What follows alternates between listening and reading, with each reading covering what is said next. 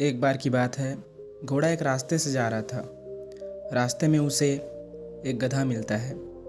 गधा घोड़े को देखकर घोड़े से कहता है कि कौवा सफ़ेद होता है।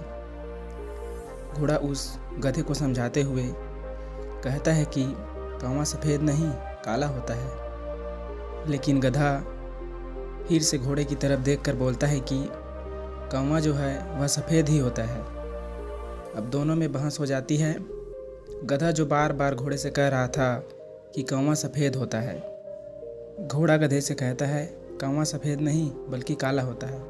लेकिन गधा यह मानने को तैयार ही नहीं था। थोड़ी देर के बाद घोड़े ने गधे से कहा कि ठीक है, इसका फैसला अब जंगल के राजा ही करेंगे। एक काम करते हैं, हम दोनों शेर के पास जाते हैं और उनसे पूछ लेते हैं कि कौवा सफ़ेद होता है या काला। तो दोनों मिलकर जंगल के राजा शेर के पास जाते हैं। घोड़ा मन ही मन बहुत खुश हो रहा था क्योंकि वह सही था और वह यह जानता था कि कौवा काला ही होता है।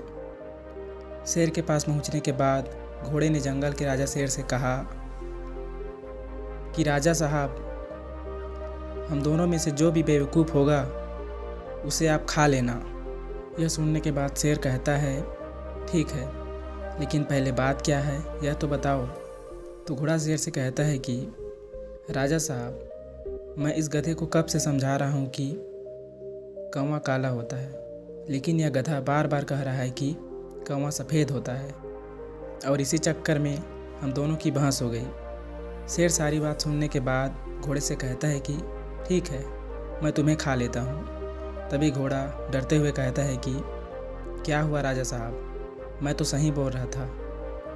तभी शेर कहता है कि बेवकूफ़ तुम थे जो एक गधे से बहस कर रहे थे। जब तुम्हें पता है कि वह एक गधा है तो तुम उसके साथ बहस क्यों कर रहे थे?